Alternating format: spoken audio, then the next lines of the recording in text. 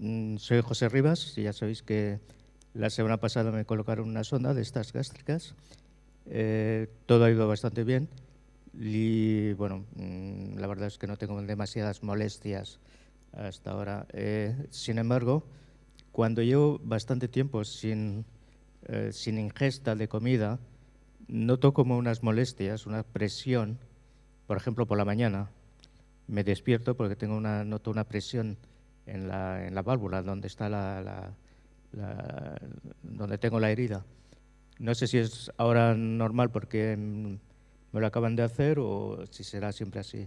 O sea, mayor sensibilidad al tiempo que llevo sin ingesta, sin ninguna ingesta, digamos. Es que claro, para ampliar este tema, normalmente cenamos a las 9:30, entonces nos levantamos un poco tarde, sobre las 10. Y quizás pienso que sí, que a lo mejor es porque lleva demasiadas horas sin tomar nada, ¿no? Porque claro, las 5 comidas a mí no me salen, creo que son 4. Entonces, de 9 a 10, pues de 9 de la noche a 10 de la mañana, quizás sí que son muchas horas. Y podría ser, digo yo, podría ser este tema. Sí, probablemente sí que es un tiempo de ayuno un poco prolongado, ¿no? Excesivo, más de 12 horas de ayuno, ¿no? Desde que cena hasta... Entonces, pues igual podemos, ¿no? Se puede adecuar de que haga alguna suplementación antes de acostarse o a última hora, que incluso utilizando la misma sonda sí requiere, ¿no?, mucha atención el hecho de poder hacer alimentación por vía oral. Creo que algunas de las molestias que usted, ¿no?, refiere ahora, probablemente con el paso de los días pues irán mejorando y van a desaparecer, ¿no? Pero que sin duda también la otra es cierta, de que un ayuno tan prolongado, más de 12 horas, pues no sería conveniente. Ya se le pasará, ¿no?, esta molestia, porque 3 días quizá es muy prematuro, ¿no? Normalmente que es una semana, ¿no?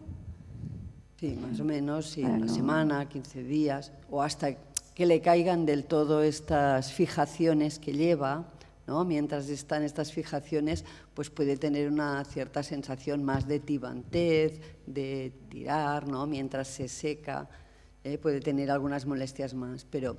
O incluso podemos alargarlo pues al primer mes para ser un poco no tan estrictos, ¿no? El inicio pues es más y luego van reduciéndose, pero una vez a las 3 semanas o si caen, creo que las molestias desaparecen. Cuando tiene un problema de llorar, ¿a quién acude? De llorar y las piernas no responden. O sea, si en algún momento usted no puede controlar el llanto o está triste y llora. El jueves pasado no paraba de llorar. Vale. Uno puede llorar porque esté triste y llora, y puede ser que al iniciar este llanto, por culpa de su propia enfermedad, se produce una cosa que se llama labilidad emocional y es difícil controlar el llanto, igual que es difícil a veces controlar una risa espasmódica o un bostezo que no se puede controlar. Y es por culpa de que la vía que ha de controlar esto está enferma y no es capaz de frenar el llanto. Entonces, si esto le pasa muy a menudo, podemos añadir fármacos, es decir, hay fármacos para poder controlar este llanto. Si usted dice, mira, es que esto me pasa 2 o 3 veces por semana y socialmente me incomoda o yo misma me siento mal, entonces podemos poner algún tratamiento para mejorar esta sensación. Yo no tengo... Ya, usted no quiere llorar y...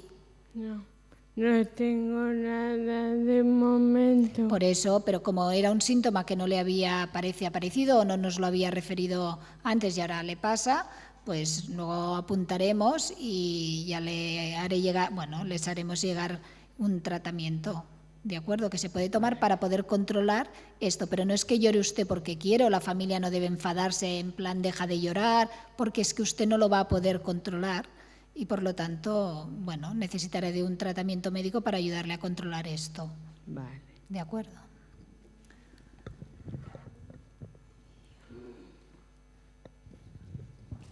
Em diu que si el problema aquest que té de la llengua i dels llavis és producte de la mucositat que pot tindre ella, que es nota que té a la garganta. I després cap a la nit no dorm del tot molt bé. No dorm bé perquè, com que té ara poca força, té que dormir, en teoria, d'un cantó i no pot estar cap per amunt i cap a l'altre perquè té menys força. Bueno, la sensació aquesta de llengua estranya o dels llavis ve donat per la paràlisi vulvar, que dona aquesta sensació de que tengo la lengua más gorda, me cuesta, acumulo la saliva, i la dificultat per la conciliació del son o conciliació o mantenir el son és una de les queixes habituals amb un malalt que no es pot moure per si sol, per tant es col·locarà en una postura, es despertarà, es voldrà moure, no es podrà moure, això genera un neguit. Tot això nosaltres també ho podem tractar, podem jugar amb determinats fàrmacs perquè tenim limitat l'ús d'alguns per al problema que poden fer a nivell respiratori, doncs jugar amb fàrmacs per intentar que conciliï el son millor i pugui descansar. Un bon descans del pacient i del cuidador és bàsic, perquè si no el dia a dia es pot fer una mica dur. Després, medidas higiénicas de no tomar café a partir de las 5 de la tarda, no deixar fer siesta, clar, si el pacient no dorm a la nit però a mig matí dorm i després de dinar dorm i després es pren un talladet i tal, ja estem tot liat una altra vegada. Llavors hem d'intentar, o bé a través de fàrmacs i amb aquestes mesures que diem nosaltres d'higiene del dia a dia, intentar que el descans sigui bo o sigui profitós. Després he notat que quan li rento les dents pel dematí li faig amb un raspall elèctric i a res que el toco li sagnen les engies, les genives. És lògic o és millor amb un raspall convencional?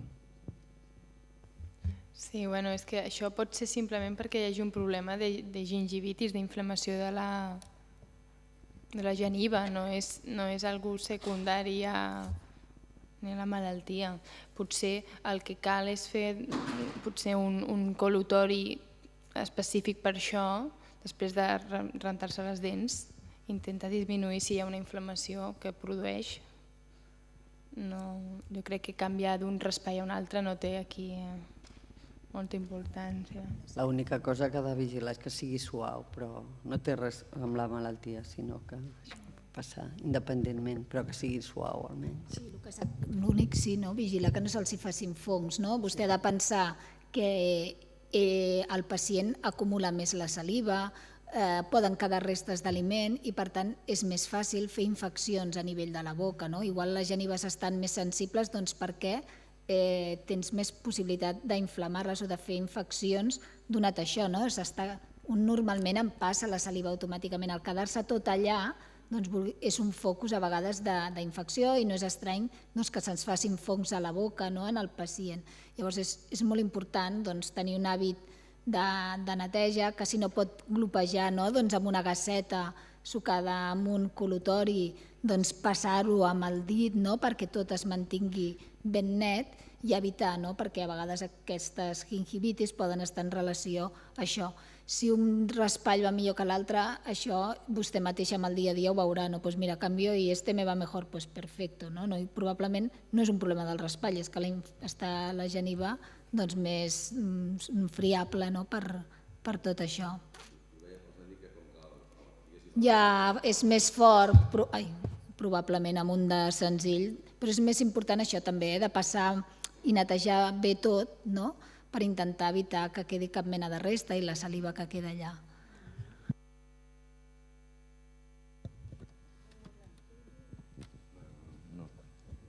No, que em diu que si és possible que em sembla que està prenent el clopidogrel, que és la teoria de l'aspirina, que no sigui problema. Que si va antiagregada, si tu tens la geniva més sensible i a sobre vas antiagregada, doncs augmenta el risc de sagnat, això segur, però no crec que tingui la coagulació malament. Hi ha alguna pregunta més? Si no hi ha més preguntes, donaríem per tancada aquesta aula perquè és que han d'entrar, ¿no? Després hi ha una sessió. Vale.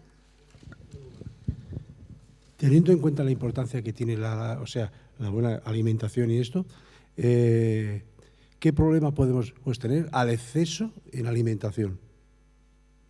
A ver, un ejemplo. Yo peso casi 100 kilos, estoy gordo, ¿vale? Ya lo tengo claro. Entonces, un afectado, vale, gracias. Un afectado que se coma una tableta de chocolate, ¿hasta qué punto es bueno eso o no es bueno? Yo pienso que no es bueno. Para una persona normal es malo. Ahora, para un afectado que sea capaz de comerse una tableta de chocolate, a ver, yo entiendo que para mí es fatal. Pero claro, para un afectado de la enfermedad, ¿por qué es reír? El chocolate... Tengo crisis de ansiedad, cojo el helado de chocolate y me lo como. Esto lo hemos hecho todos. Vaya, ahora pobre, ahora no aquí. Vamos a quitarle el chocolate, no. No, ya. A ver, pienso que un poquito lo que he comentado antes, considero que la alimentación no solo alimenta, sino que a veces también alimenta las emociones y que no hemos de ser muy estrictos con lo que el chocolate una vez a la semana, esto una vez... Pienso que todo con moderación entra dentro de una alimentación y si le gusta el chocolate y quiere tomarse 2 onzas de chocolate al día y no tiene ningún otro problema asociado, pues que lo tome. No pasa nada. Otra cosa es la cantidad, ¿no? Siempre digo que si me estás hablando de 5 kilos de chocolate, pues te diré no, pues es igual que un medicamento, ¿no? En su dosis justa está bien, en su dosis poca no llega y si te pasas, pues tienes problemas de toxicidad. Claro. Puede ser mortal, pero para ella pues si no pasa nada. Porque pero bueno, que se come una tableta cada día. No. No cada día no, pero de vez en cuando sí. Bueno, pues sí, esto es lo importante, nada, ¿no? El de vez en cuando, ¿ve? Perfecto. És la freqüència. Gràcies. Molt bé, doncs ho deixem aquí. Moltes gràcies a tothom per haver vingut, gràcies a l'equip d'audiovisuals i a l'hospital per permetre'ns fer aquestes activitats i de cara a la primavera hi haurà un altre, d'un altre tema i també s'agrairia perquè a vegades, si us va bé, vosaltres mateixos, si hi ha temes que us interessin, ens ho podeu dir i nosaltres ja ens encarreguem de buscar els professionals perquè, o si som de la unitat, som de la unitat i si cal algun altre professional extern, doncs un altre, per tractar temes que us preocupin o us angoixin. Moltes gràcies.